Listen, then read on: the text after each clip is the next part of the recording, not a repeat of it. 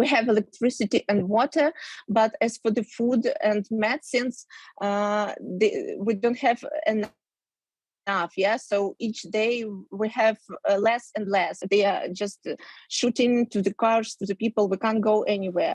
Mariupol is another southern city surrounded. Water, food and the power cut off. These people made it to the relative safety of Donetsk, 2 hours to the north. We were shelled. The house is destroyed. Husband is dead. They couldn't get his body out for 3 days. When we were evacuated, it took 3 days. The lads that led us out promised to bury him and would later tell me where. My child is on the other side of the city. I know nothing about her. Is she even alive? With the water cut off in Mariupol, the Ukrainian president says a child has died there due to dehydration. It is desperate. We heard a lot of promises, in particular about humanitarian corridors for our people in Mariupol, but all those humanitarian corridor arrangements did not work. We don't have any more time to wait. People in Mariupol have no time to wait. The occupiers want us to die. We don't want our people to die. The road out of the eastern city of Sumy has opened up for some, but condemnation of Russia grows by the day. Inside the Kremlin, President Putin knows that sanctions are biting at home, and he needs his people on side. I'd like to address the mothers, wives, sisters, brides and girlfriends of our soldiers and officers who are in battle now to defend Russia as part of the special military operation. I know how worried you are for your loved ones. You can be proud of them, just as the whole country is proud and feels for them. 2 million people have now left Ukraine. This is what war in Europe looks like. The turmoil is immense. It's only 13 days since Russia invaded. Tom Parmenter, Sky News. Well, let's take a look then at the latest on the ground for you. And Ukraine says the Russian advance has slowed, but heavy missile and artillery strikes continue on city centres and civilian infrastructure. The capital, Kiev, and other targets in the centre and east of the country were hit during the night. Local authorities report at least 21 civilians, including 2 children, were killed in an airstrike on a residential street of Sumy last night. Well, Russia promised a ceasefire from this morning to allow civilians to flee to safety from these 5 cities, including Sumy. Local officials there have reported that the ceasefire has held and hundreds of civilians have been evacuated towards Poltava in the centre of the country. And Ukraine claims a senior Russian general was killed yesterday near Kharkiv. They put Russian military casualties at more than 12,000 so far. Well, these are the latest pictures from the city of Okturka, which is less than 70 miles away from Kharkiv. Sky News has verified and located this video to the city centre. Well, as you can see, it shows the devastation in the city that has been the victim of heavy Russian shelling. And these pictures have been released in the past few minutes by President Zelensky, showing him walking on the streets of Kiev during the daytime. During the short video, he reassures his audience that everything will be fine and Ukraine will win the war against Russia. Well, Deborah Haynes joins me now from the train station in the Ukrainian city of Lviv. Deborah, tell us about the scene there. What are you seeing? It's a desperate scenes, really, of people fleeing there. This is the station behind me. You can see people moving in there over the past sort of hour or so since we've been here. There have been long queues of people waiting outside. One group that we saw said they've been waiting for about 3 hours, and then when a train comes, the train's going to Poland, they get moved inside and then more people arrive. And if you can see people behind me, and if I sort of pan around, you can see that back away from the station, there's basically like large encampments that have been kind of set up with people, volunteers, setting up like sort of little fires. There's big metal dustbins you can see over here with some warmth giving, because it's really cold here as well. And then tents and encampments where you've got volunteers giving out food to people, warm drinks. I saw people handing out blankets as well. The people that we've spoken to, they've come from across the country. We've spoken to a lot of families that come from Kharkiv in the east. One lady, she was here with a 3-year-old daughter and was saying to me over the past sort of 6 or 7 days they'd been living in the basement. She described sort of rocket fire outside, tanks, soldiers, her daughter really scared, and they decided to move here. They've just gone in to get the train to Poland. Another lady that we spoke to, she's a dancer from Kyiv, she was saying to me she'd just arrived here today. She said it was kind of like, it felt like a glass of water where you have a balance of how much you can tolerate of that water until it gets to a certain level and then it overspills and you have to leave. And she described that the daily bombardments around her neighbourhood outside Kyiv had just reached such a level that she thought today she was going to have to leave. She did. And then just finally another family that we spoke to, it was a mum with three girls, a 13-year-old, an 11-year-old and a 7-year-old.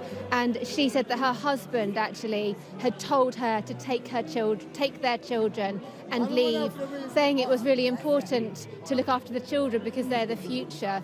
But she was really distraught to have left her husband behind. He's still working, and she said that he would be helping with the sort of the defence forces. They're from just around a city called Dnipro, which is in the south central part of Ukraine. And this woman with her 3 children, very upset. She too was waiting to get on a train. She was actually waiting to meet with some family, and then she was going to be travelling over the border too to Poland. So literally every single family, every single person here has been wrenched from their lives. They're all so emotional and frightened about the future, and everybody has a terrible story that's unimaginable to hear, and yet this is what's happening right now in this country. It's awful. Deborah, Security and Defence Editor, live from the train station at Lviv. Thanks very much indeed. Well, the impact of the war in Ukraine has continued to affect people trying to leave the country, as we just saw there in Lviv. Natalia Bilik-Plum is from Ukraine, but now lives in Surrey. Her mother tried to go to Lviv to arrange her visa for the UK, but has said the process is simply too complicated to leave. So since we've filled an application form on a Friday for my mum and all my family, Visa Centre Lviv suddenly announced on Saturday that they were open, and then in the evening they announced they're closed. Then on Sunday again they announced they're open. So my mum made her way to Lviv, and then to hear in the evening on the Sunday they shut again. But we still didn't believe it. We thought we'll still go and check.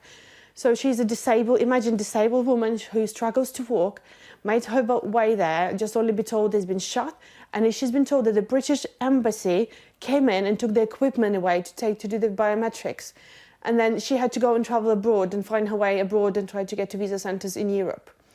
And then if she do need to travel, she's disabled who struggles to walk and even stand. She'll have to travel with her grandchildren and wait 2 or 3 days at the border and then make her way to the visa centre where you're not even guaranteed to get in on one day. So it means maybe a week or 2 weeks just waiting and trying to get into embassy. There's so many people have applied, and only you can get, I don't know, 100 appointments in a day. So imagine the queues and imagine the people frustration and anger trying. British government says they're going to help, and then you're faced with this problem. Apart from everything else, your home and everything else been lost. It just feels really, really hard and not fair, because I can't understand why people have to submit fingerprints if they've been here before. They'll be checked when they arrive here. Why can you just skip this process and just let us submit application form, let us submit the paperwork online, and then you can have a look and check everything. Especially my mum used to travel here all the time, and her visa just ran out, so she can't come in right now. But they've been here before, and she's been traveling here since I live here for the last 17 years. And she never broke any rules, any law. A tough experience everyone is going through right now. While here, the Foreign Secretary Liz Truss has said that a pop-up processing centre will open in Lille in France for Ukrainian refugees wanting to come to the UK. Let's bring in political correspondent Kate McCann. She's live in Westminster for us today. So some movement now, finally, Kate, as far as the refugee situation is concerned, and this pop-up visa centre being set up. Yes, that's right. The pop-up centre will be set up in Lille. That's around 75 miles away from Calais, where we understand there were around 600 Ukrainian migrants, refugees, wanting to get into the United Kingdom. Now, there had been some confusion overnight about when the government was setting this new processing centre up and exactly where it would be. We still don't have a formal location in Lille or a date for when it will be up and running. The understanding is that the Home Office had been hesitant, had been hesitant to direct people to Lille before they have this centre up and running because they know the pressure it will be under. There are many, many thousands of applications of Ukrainians who want to come into the United Kingdom already. Around 500 so far have been accepted. But there is pressure not just on those processing centres where biometric data is gathered. And you just heard there about the confusion around why that is being collected. The UK government is saying that there are security reasons for that. In fact, a minister in the House of Commons just a short while ago said that they had already had examples of people turning up at borders trying to say that they were Ukrainian, trying to get into the United Kingdom. So the government believes it's important to keep those security checks in place, but they do slow this process down. And the pressure is not just on those visa application centres in countries like France, but also in Poland, where over 1 million now refugees have crossed into Poland from Ukraine, trying to make that onward journey. I've just been speaking to someone in one of those centres in Poland who described the situation on the ground there as chaotic, that there were over 100 people currently waiting in the centre to be processed with no idea of a time for an appointment. The computer system is down. There is no formal information being given out by the handful of staff there who themselves don't seem to understand the process or know exactly what's going to happen next. There are elderly people, there are children there waiting, there are not enough chairs, there's no food, it's very cold. This situation is not working as the Home Office would hope that it is. And there is a real mood of frustration actually in the House of Commons now for an urgent question to the Home Office about how to improve it. Across the House, from Labour MPs, from Conservatives, saying this is not good enough. We can see these people, they are in desperate need. Why are we not doing more quickly? So those questions persist for the Home Secretary, and they're coming from Labour too. The Shadow Home Secretary, Yvette Cooper, had this to say just a short time ago. Yesterday, the Home Secretary told the House twice that a visa centre en route to Calais has now been set up, but it still doesn't exist. The Foreign Secretary just said it might be in Lille, over nearly 75 miles from Calais. The Home Office said this morning that no decision had been taken. Well, which is it? Has it? Where is it? Can people get there yet? And Kate, while the refugee crisis is under discussion, the Prime Minister's been meeting with the so-called Visegrad 4 and this evening an historic event in the Houses of Parliament. Prime Minister Vladimir Zelensky is due to address the House of Commons. Yes, that address in the Commons at 5 o'clock this afternoon will be groundbreaking. It's never happened before. Those who speak in the Commons have always been MPs up until this point. So Mr Zelensky's address will be a landmark moment. Huge screens have been erected in the Commons and there will be simultaneous translation for MPs to hear him speak. And I don't expect that it will be a comfortable listen. While the UK has provided significant amounts of military support and is doing increasing amounts of work on the humanitarian side, I think it's fair to say that the Ukrainian government is frustrated that there is not a no-fly zone. There is pressure on Boris Johnson to instigate that and to go further on the issue of planes, potentially from Poland, to assist the Ukrainians in their air defence system. Now, that is a decision for the Polish government. The Defence Secretary, Ben Wallace, this morning said he would support Poland whatever decision they made. But it is complicated. It would potentially be an escalation in the eyes of Russia, which could cause some difficulties for Poland itself. But the Prime Minister, as you say, meeting with that group from the Czech Republic, Slovakia, Poland and Hungary today. Those meetings focused on what more can be done on the humanitarian side, and we've been talking about the visa situation. But there is now a real pressing need to ensure that humanitarian corridors are set up, that aid is in the right place, and also that countries like the UK are supporting Poland, who are seeing the brunt of those huge number of people fleeing over the border. Kate, thanks very much indeed for keeping us up to date on what's happening in Westminster. Well, breaking news, the Queen has held 2 virtual audiences today at Windsor Castle. She greeted the High Commissioner of India and the Ambassador of Armenia, who spoke to her via video link from Buckingham Palace. Well, it follows her in-person meeting with the Canadian Prime Minister Justin Trudeau yesterday, the first since she was diagnosed with COVID last month. Well, let's take you back to the situation with refugees fleeing Ukraine. Sky's Ashna Harinag is in Calais, where many refugees trying to get to the UK remain stranded, and she sent us this latest. I mean, even just to find this particular centre that's been put up, when I say centre, though, that is quite an exaggeration, and is simply a table for people to come and get leaflets and information over the next steps. People are being advised, if they come to Calais, that actually you've got to travel back in the direction they came from. You've got to go to a visa application centre in Brussels or Paris. There is some swirling suggestions that Lille might be a temporary facility that might be put up, but there is no suggestion that Calais is to get any form of application centre for these people that have had such a traumatic journey to get to this point. Now, either these people are wanting to go to the UK to seek sanctuary, or they know someone that lives there. They've got some form of relative, and perhaps they've got some connection, which means that they're able to be fast-tracked for a visa, except there is so much paperwork to do. Now, for any British person, it is complicated, but for people that perhaps have English as a second language, it is even more strenuous and stressful to do. One charity that's helping people here in Calais is Care for Calais. They've got so much experience helping refugees. We spoke to Claire Mosley, the founder of that charity, just an hour ago. 140 people stayed here last night. They confirmed that for me, and I know that some of them have gone to Paris. They're being sent to Paris. Some of them have got interviews there, but a lot of them haven't, and my concern is that there's nobody there to help them, because we turned up here to help them, but there was nobody else. I'm not sure there's anybody in Paris, and if you don't speak English, how are you going to fill in these forms? They're very tired. They've had a very adrenaline-filled few weeks. They are scared for their relatives. A lot of them will have family members who are right now fighting with the Ukraine army.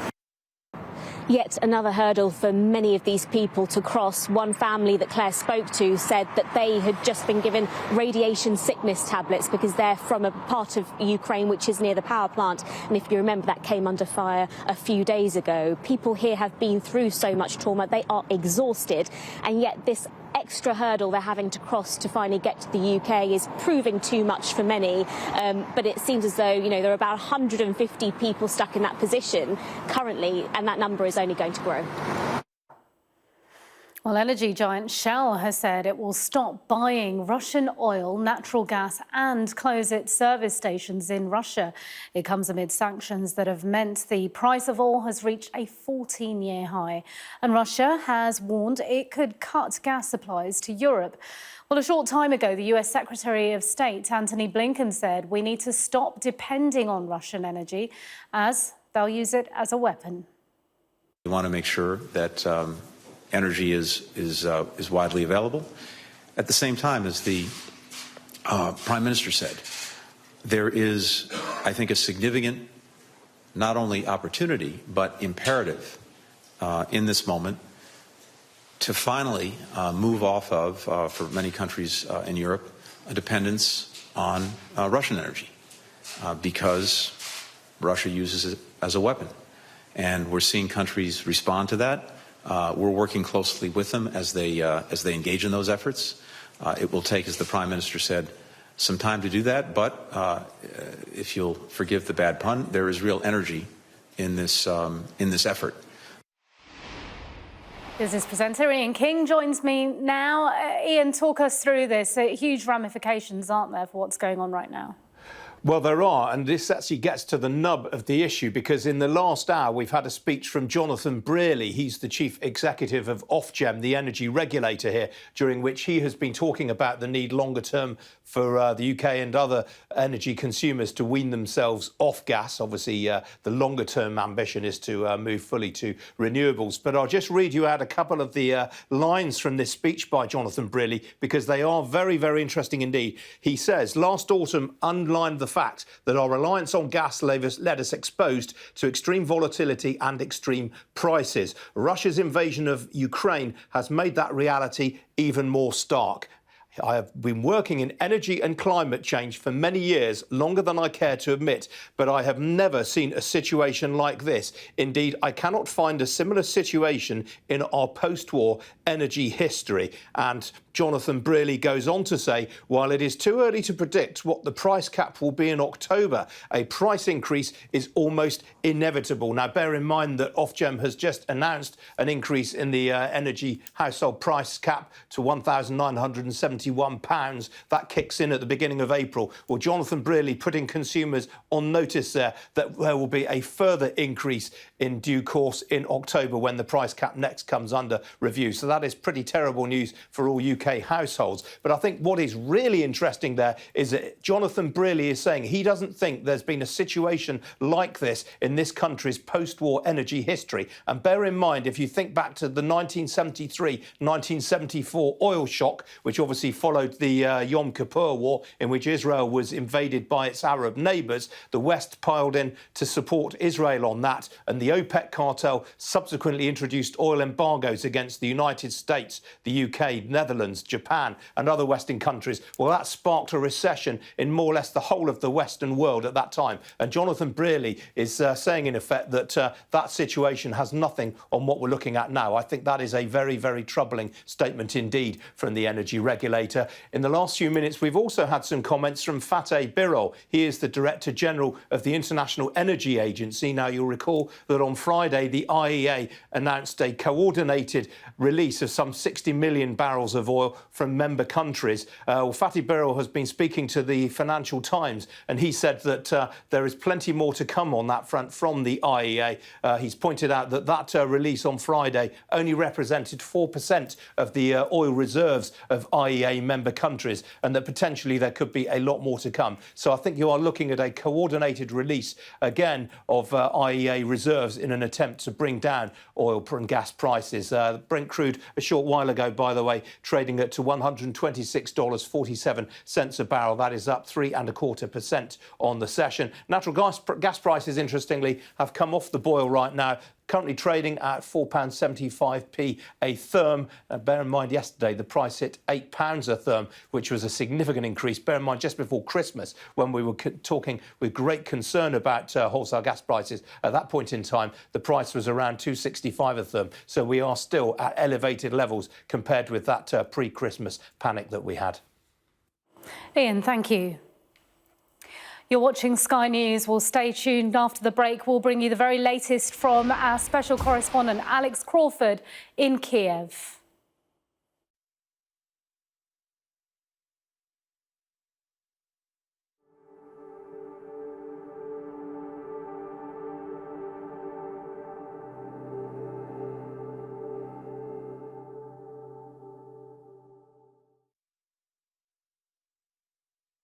I am there to speak truth to power. To ask the questions that people want answered. Yeah, good to see you. When I'm interviewing a politician, it's a more rapid fire, but this is not. This is a conversation. The format of the show, so we're going to have an hour-long interview show once a week on a Thursday night. It's at 9 p.m. It's a moment to press pause on this frenetic pace of news and just reflect on things. And when we do have a politician on the show, you might see them interviewed by me in a different way than you perhaps normally see it. What they do, why they do it. If I can find some of that and bring it onto Sky News, I'd be really happy.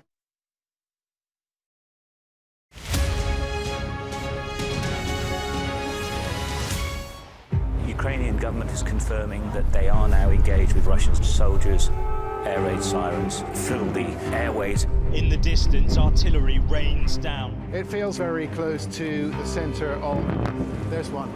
They found this devastation to their apartment. Lots of people live here. Quite a few of the windows of the houses have been blown out by the blast. And it feels that it's changing each day.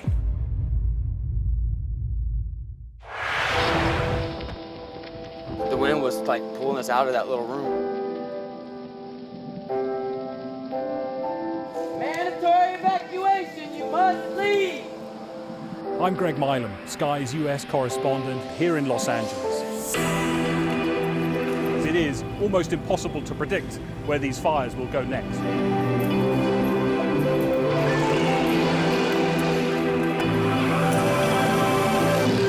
We aim to be the best and most trusted place for news. This gives you an idea of the strength of those winds, strong enough to bend and twist metal. Are you trying to run me over, Sir Philip? No, go away. Look like it, sir. Will you respond to those who've made accusations, Sir Philip? Can you go away? I've seen the dark side of America. We are standing on the supply line right into the heart of America's opioid crisis.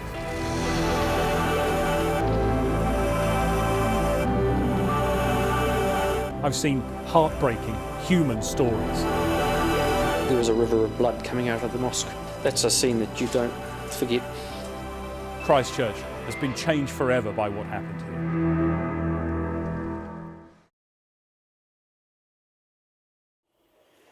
Welcome back. Well, hundreds of Ukrainians have been streaming out of Irpin, a town near Kiev, to get away from the advancing Russian forces, which appear to be headed for the capital.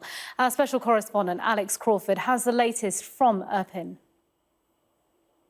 This is an absolutely desperate scene. You can see people who are elderly, who are frail, who are unable to cross themselves, having to be carried over this tiny little plank. There's a real urgency here amongst the soldiers and those who are trying to get them over, because they don't know how long this lull in the fighting is going to continue. We've heard a bit of shelling, but it's mostly coming from this side, and there's clearly a huge number of people waiting, still anxious to get over. We understand from the Ukrainian officials that there are about 4,000 people or so trapped, not just in Irpin, but coming from Bucha and Hostomel. So there's a real frantic urgency about trying to get them over and out of this area, which has come under attack several times over the last few days. The incredible scene. There are dozens of people like this man who are having to be held and taken over a really precarious, rickety bridge, and do it slowly, because you can't have too many people on that bridge at one time or else it will just snap, and they try to do this quickly before the firing starts again. Alex Crawford in Irpin there. Well, our security and defence analyst, Michael Clark, will be answering your questions on the Ukraine crisis in a live Q&A at 7 p.m. tonight. You can enter a question, just email us at news@sky.com, or you can find us on Twitter at Sky News. And if you scan the QR code on your screen right now, you can listen to today's edition of the Sky News Daily Podcast. Today, our correspondent, Inzamam Rashid, looks at whether more could be done by the UK government to help Ukrainian refugees get into Britain. He hears from those trying to enter the country and takes a look at how the UK visa schemes work. You can subscribe to The Daily wherever you get your podcasts. This is Sky News Today. Coming up, we'll get more on the situation in Ukraine with Ember Solomon, the Chief Executive of the Refugee Council.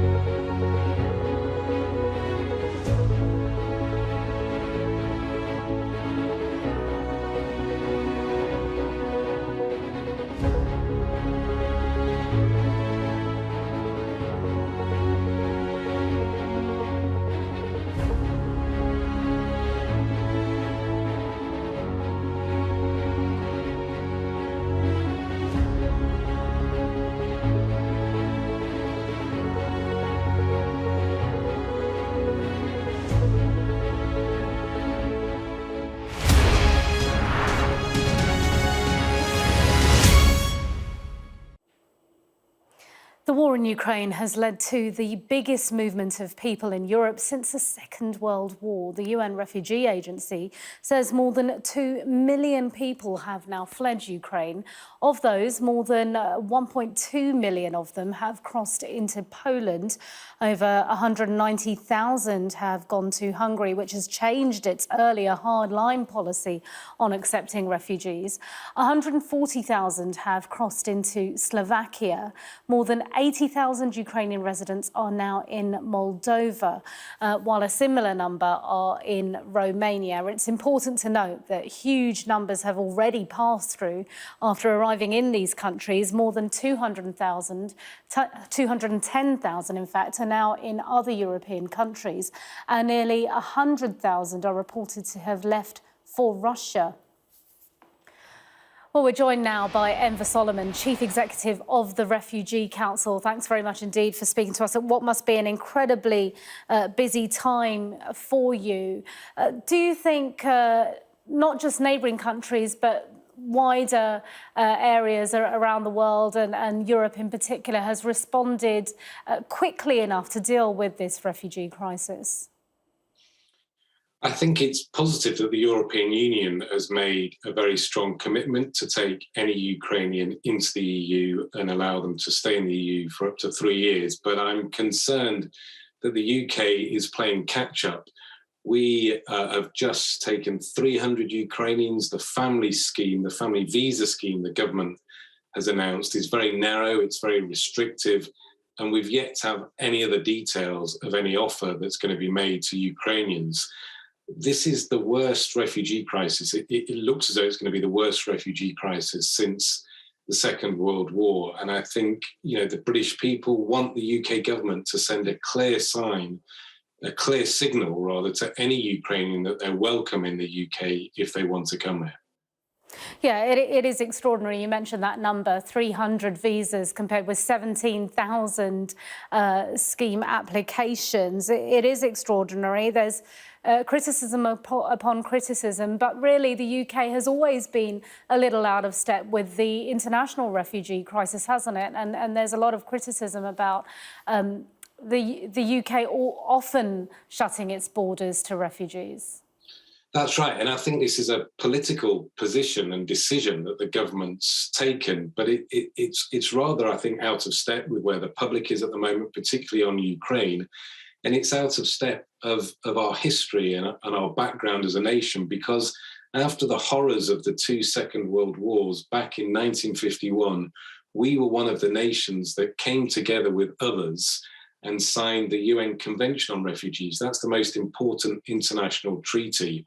And what it says is that anyone who's fleeing war, conflict, bloodshed, persecution should have the opportunity to be granted refugee status in a country of their choosing. And I struggle to understand today why the government is dragging its feet and isn't making a very clear commitment to any Ukrainian that they'll be welcomed here as a refugee, and we'll support them to come here as a refugee and give them the sanctuary that they need. I want to talk to you about children who've been left on their own. There was a striking image that we had on Sky News of a young boy sobbing, walking along on his own. What's the situation as far as lone children are concerned?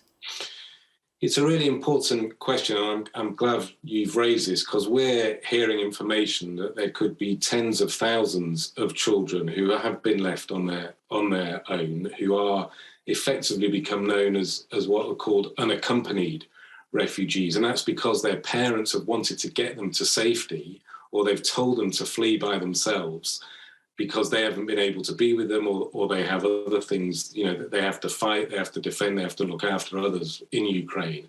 So we're facing a situation where I think there are going to be tens of thousands of children who have left Ukraine by themselves. And what we're calling for is that the UK works rapidly with its European partners to provide a dedicated scheme so that these children can be kept safe. They can be granted what's known as safe passage to the UK and other European countries.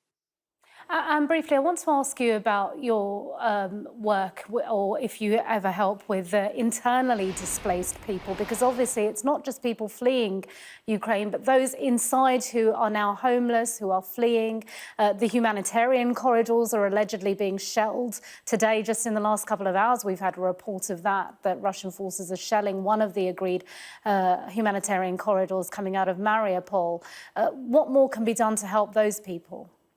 Really shocking and deeply disturbing reports about the situation for all those people.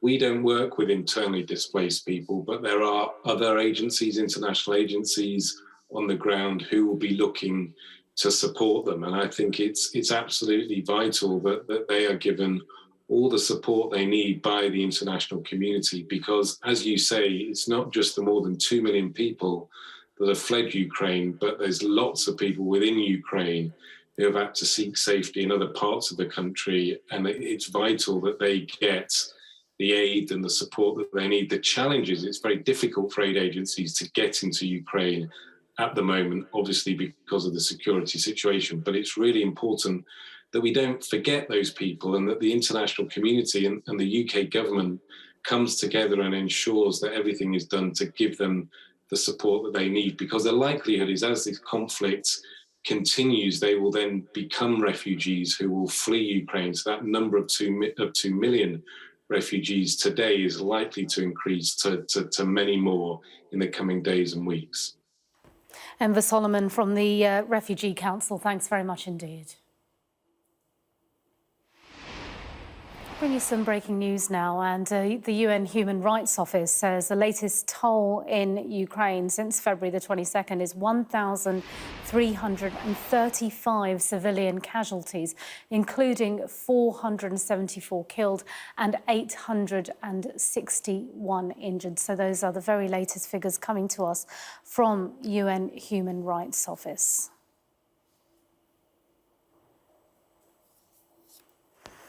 Well, let's take a closer look now at the strategic situation on the ground in Ukraine. Sky's Anna Jones and General Sir Richard Barrons have been discussing the attempt to set up humanitarian corridors in the country.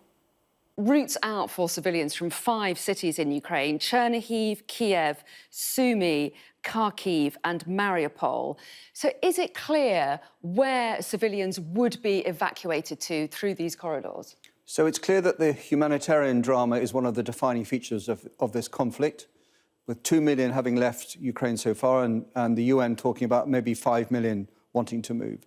And they're moving on one of 3 options. The first is to move from a city that's being attacked somewhere else in Ukraine, which is, at least for now, safe from the shelling. But it begs the question as to how tenable that will be in the medium term.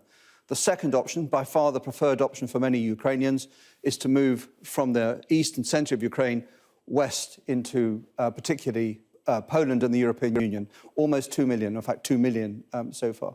And the third option, which Russia has offered, is to move into Belarus or Russia. That's not an attractive offer to many Ukrainians who have been shelled out of their homes by Russians. Well, yes, and we are getting reports that an evacuation is underway out of Sumy, but to the south and within Ukraine. So that does beg the question of why would you move people inside a country which is under attack? So they're certainly moving from a place that's not safe now to a place that's safe today. The question is, well, how long is that safe if the Russian advance continues and they merely repeat the tactics later on?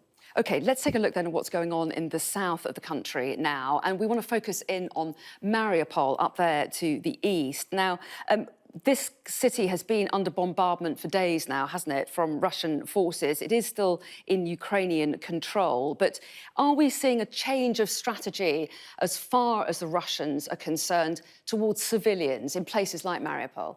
So we may be. The thing that's been clear from the start is Russian forces will come out of Crimea and head east to link Russia to Crimea by land. That fight initially was focused on the Ukrainian military. What we're seeing now are very clear signs of the Russians directing force not at the military, but at the civilian population. So turning off power, water and food supplies, shelling residential areas, and has become very clear in Mariupol, shelling these evacuation routes. This doesn't appear to be an accident. This is about ratcheting up the pressure on Ukrainian government by directly targeting the civilian population. So we're going to see more of that, you think? We should expect to see more of that, yes. OK, and let's take a look at some of the other port cities as well, because we've got Kherson, which is in Russian hands. We also have Odessa, which is in Ukrainian hands for the time being, but again, Russian forces advancing on Odessa. Why are these port cities so important? So the assessment remains that Russia would come out of Crimea, turn east to close the coast by connecting to Russia, and go west to Odessa. If they're successful in that and they own all the ports on the Black Sea, they isolate the Ukrainian economy from the sea. And Ukraine exports a great deal of agricultural produce, particularly wheat, and also a lot of things like uranium ore and titanium ore. The Ukrainian economy relies on access to the sea, and Russia, if it heads on this current trajectory, is trying to remove that. So the south and the port's very important, but also to the north, the capital Kiev, again, crucial here, still under Ukrainian control, but Russian forces are moving in. How vulnerable is Kiev, do you think, today? So much as we're seeing the key economic attack probably in the south, what we are clearly seeing, and this has been unfolding ever since day one, are Russian forces moving on Kiev as the political centre of gravity. And these advances, as you're indicating here, are about getting around the edge of the city, perhaps trying to encircle it. But it's a city 3 times the size of Manchester, so it's a really big objective. What we're seeing now is fighting on the cities that are outside Kiev and on the outskirts of Kiev. What we should expect to see over the coming days is the sort of tactics we've seen in places like Kharkiv and Sumy beginning to appear on Kiev to put pressure on the government. And overall, what should we be looking out for in Ukraine over the next few days? So I think we're going to see 3 things unfold concurrently over the next few days, and they're all about putting pressure on the Ukrainian government. The first is the attempt to complete that movement in the south to disconnect the economy from the sea and to take Odessa. The second is the movement on the government in Kiev. That's some days away now, but that's likely to ratchet up. And the third will be dialing up the pain on the civil population deliberately in order to try and get Kiev to sue for peace. This is Sky News Today. Coming up, more than 2 million people have now fled Ukraine, with warnings the number could rise to 5 million. I'll speak to the UN's Refugee Agency live from the Ukrainian-Polish border.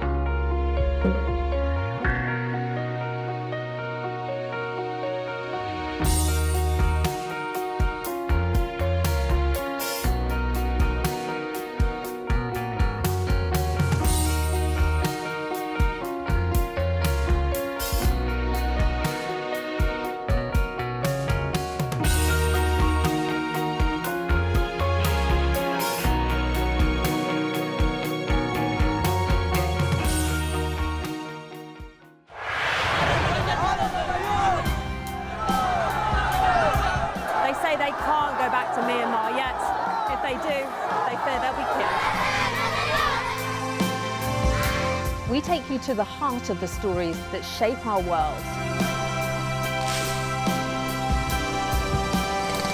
If there is a bigger explosion, this area would be in the danger zone.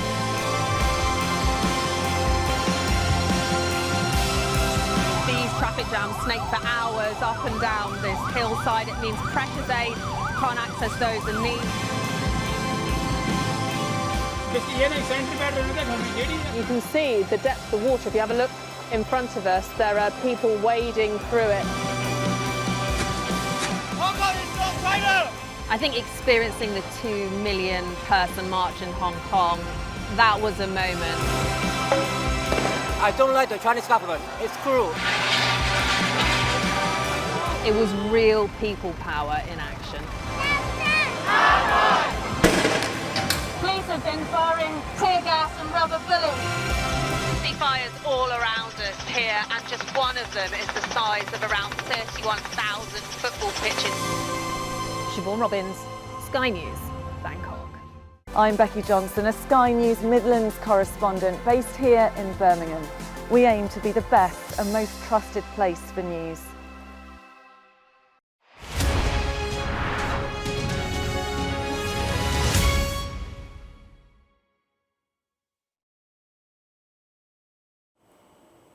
Welcome back. 2 million people have now fled Ukraine, according to the UN Refugee Agency. European Union officials have said that number could rise to 5 million. Well, Matthew Saltmarsh is head of news and media for the UN Refugee Agency and joins us now from Medyka on the Polish side of the border with Ukraine. Tell us, Matthew, what the situation is at Medyka right now. Well, it's slightly quieter than it has been in some recent days, but that doesn't necessarily tell us anything. As you mentioned, now over 2 million people have left Ukraine for neighboring countries. And here in Poland, the number's well over 1 million now, so well over half of the total. It all very much depends on what happens on the ground in Ukraine as to how many people come through. We know that there are a number of people over in Lviv who are considering coming over, depending on the degree of the conflict in the country. So a little bit quieter right now, but that doesn't necessarily mean anything. Yeah, and you will have been speaking to people who have been crossing the border. What are they telling you about what they've been through? Well, many of the people have come from over to the east of the country and then just trying to get over west and get over the border. And what we've noticed is that the people who are crossing now, perhaps compared to the earlier days of this crisis, have less resources, less means. Still, obviously, it's women and children, but maybe slightly more vulnerable cases. And maybe those people who don't know where they're going to go on to, they might not have the networks and the connections. So they'll be perhaps more reliant on, in this case, Poland and the support, the great support that that country has shown. And then they'll have to start to make decisions at some point as to where they're going to stay, where they're going to live, where their children might go into education and so on. Yeah, you were at a train station, I understand, earlier this morning as well, in another location. Can you tell us about the situation there? Yeah, that was receiving direct trains from Lviv. It was very, very busy. Lots of civil society and humanitarian actors were there providing hot meals, some safe spaces for the women, some quiet areas. Arrivals would come in waves.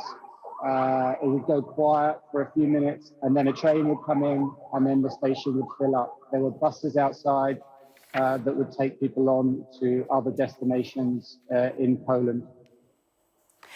There is a lot of criticism as well as concern that the UK has not set up the application process fast enough or getting visas granted fast enough for people who want to come here. First of all, how do you feel about the situation and as far as the UK authorities' handling of this? And secondly, are you meeting a lot of people who want to come to the UK?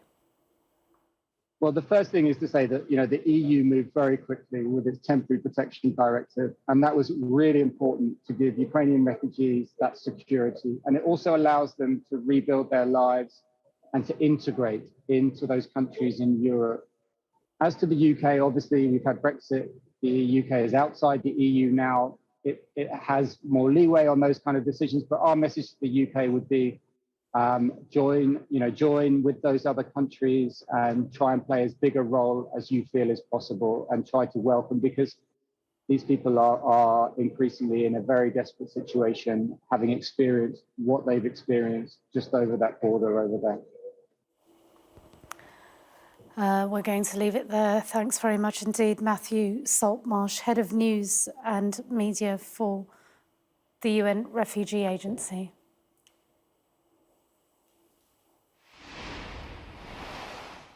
Okay, well, breaking news. The Russian Defense Ministry says 723 people evacuated through Sumy Poltava evacuation corridor, including 576 Indian nationals. So that's coming to us from the Russian Defense Ministry, which claims that 723 people have been evacuated.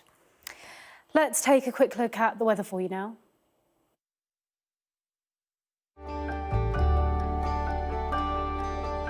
Look forward to brighter skies. The weather, sponsored by Qatar Airways. Well, the next few days will bring spells of wind and rain, but eastern parts will stay largely fine. The rest of the afternoon will be windy with gales in the west, locally severe near northwestern coasts. Much of eastern Scotland and central and eastern England will be dry, with the far east holding on to the sunshine. The rest of the UK will see cloud and outbreaks of rain, but the southwest will turn drier and brighter later. Meanwhile, Ireland can expect a mix of sunny spells and heavy showers. The gales in the west will ease during the evening. Eastern parts will see a little rain moving through overnight, but it won't amount to much in the south. Then most places look dry, but Western Ireland and the Hebrides will turn wet later. The wind will pick up again too. The weather, sponsored by Qatar Airways. You're watching Sky News. More of our continuing coverage from Ukraine on day 13 of the war. More than 2 million people have now fled Ukraine.